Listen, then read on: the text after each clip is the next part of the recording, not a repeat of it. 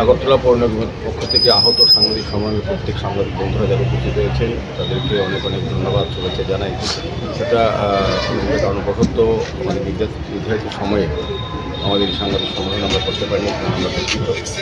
তো মূলত আজকে আপনাদের আহ্বান করা হয়েছে যে আমাদের পৌর নিগমের উদ্যোগে স্বদেশী মেলা 2026 গতকালকে আনুষ্ঠানিকভাবে রাজ্যের মাননীয় মুখ্যমন্ত্রী প্রফেসর ডক্টর মানিক সাহের হাত ধরে এবং আমাদের রাজ্যের মাননীয় সাংসদ রাজীব হাজারকের উপস্থিতিতে এবং অন্যান্য যারা অতিথিরা ছিলেন তাদের উপস্থিতিতে এই প্রথমবারের মতো রাজ্যে এবং এই শহরে আগরতলা পৌর নিগমের পক্ষ থেকে এই স্বদেশী মেলা আয়োজন করা হয়েছে। তো কালকে আমরা লক্ষ্য করেছি যারা আমন্ত্রিত সব অতিথিরা এসেছেন, রাজ্য সরকারের বিভিন্ন আধিকারিক, আমাদের চেয়ারম্যানগণ, বিভিন্ন রাজনৈতিক ব্যক্তিত্ব, যারা সমাজসেবক এবং প্রত্যেকেই এসছে।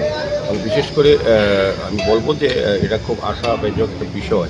আমাদের প্রধানমন্ত্রীজি সারা দেশবাসীর কাছে আহ্বান রেখেছিলেন যে স্বদেশি দ্রব্য ব্যবহার করা, ক্রয় করা এবং দ্রব্য ব্যবহারে সকলকে উৎসাহিত করা।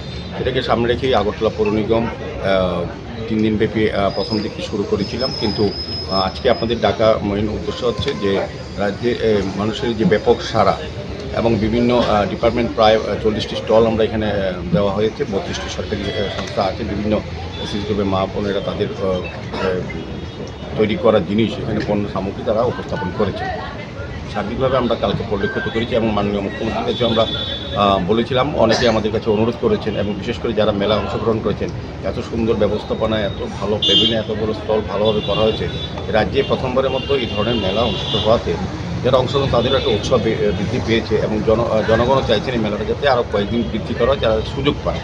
সেক্ষেত্রে আমরা সিদ্ধান্ত নিয়েছি, মাননীয় মুখ্যমন্ত্রীর কাছে আমরা আবেদন রেখেছিলাম যে সরকারিভাবে যদি কোনো রকম অসুবিধা না হয় বা কোনো আইনগত কোনো ঝামেলা না থাকে যাতে 2 দিন বৃদ্ধি করা হয় সকলের অনুরোধে। সেই কারণে মাননীয় মুখ্যমন্ত্রী ঘোষণা দিয়েছেন যে কোনো রকম অসুবিধা না হলে আমাদের মেলা আগামী 13 তারিখ, মানে 11 তারিখ শেষ হওয়ার কথা ছিল, 9, 10, 11, 3 দিনব্যাপী, এখন 5 দিনব্যাপী মেলা আনুষ্ঠানিকভাবে সেদিন সম্পন্ন হবে।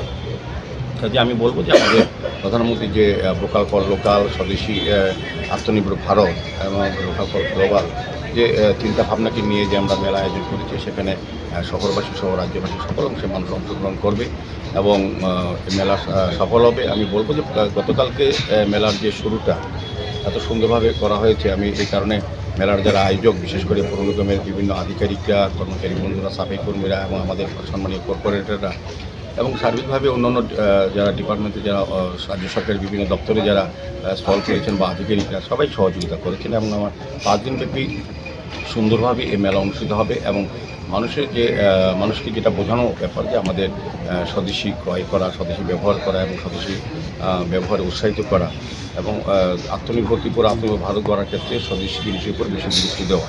এটাকে সামনে রেখে কেন্দ্রীয় সরকার এবং রাজ্য সরকার সমস্ত চিন্তাভাবনাকে সামনে রেখে, দিশাকে সামনে রেখে কিন্তু আমাদের এই মেলা।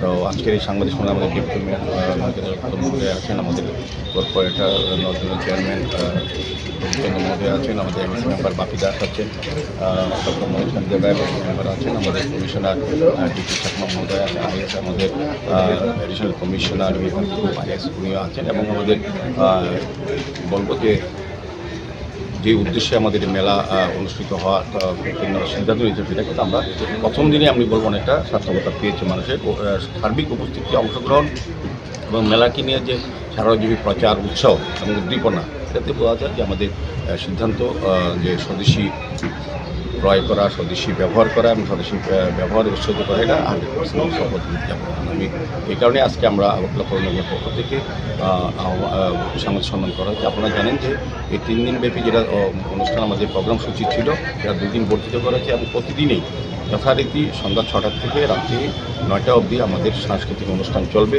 আমাদের রাজ্যের বিভিন্ন কালচার যে আছে, যে প্রায় বিভিন্ন প্রাইভেট যে সকল ট্রেডিশনাল ফুড এবং কালচার, সেগুলি এখানে প্রদর্শিত হবে।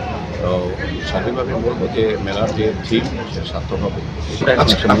আজকে এটা হবে, কালকে একটা আজকে হবে, আমরা প্রতিদিন। তো কালকে আমরা যতটা শুনেছি, আমি একদম পরিসংখ্যান দিতে পারবো না সঠিক, যতটা শুনেছি খুব ভালো সাড়া পেয়েছে, সবাই খুব উৎসাহিত। এই কারণে তারাই আবেদন রেখেছেন এবং আমরা মাননীয় মুখ্যমন্ত্রীর কাছে আমরা আবেদন রাখার পর উনিও রাজি হয়েছেন, উনিও খুব খুশি সন্তুষ্ট হয়েছেন। মাননীয় মুখ্যমন্ত্রী ওনার বক্তব্যে বলেছেন যে এই ধরনের মেলা খুব খুব খুশি উনি হয়েছেন যে উনি ভাবতে পারেন এত সুন্দর মেলা হবে এবং মানুষের উপস্থিতি। কালকে আমাদের প্রোগ্রাম ছিল 9টা অবধি কালচারাল প্রোগ্রাম শেষ করা হবে, মেলা বন্ধ হবে, কিন্তু আমরা 10টা অবধি বন্ধ করতে পারি।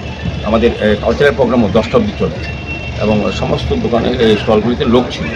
তো আমাদের থাকবে, আমরা প্রয়োজন অনুযায়ী যখন যদি 9টা অবধি আমরা ধরা আছে, আমাদের শিল্পীরা, আমাদের রাজ্যের যারা প্রবীণ এবং যারা গুণী এবং বিভিন্নভাবে শুধু সমস্ত আপনার ট্রাইব বা কালচারকে সমৃদ্ধ করার জন্য এটা একটা মেলা। শুধু যে আমরা স্বদেশী ভাবনা এই সামনে রেখে সমস্ত ব্যবস্থাপনা ত্রিপুরা যারা প্রবীণ শিল্পী, গুণী শিল্পী, সবাইকে আমরা মঞ্চ দেওয়ার চেষ্টা করছি। স্বাভাবিকভাবে স্বদেশীয় না, যাতে এখানে ঢুকলে পরে স্বদেশী ভাব নিজের মনে তৈরি হয় এবং উৎসাহ যাতে অন্যকে বড়।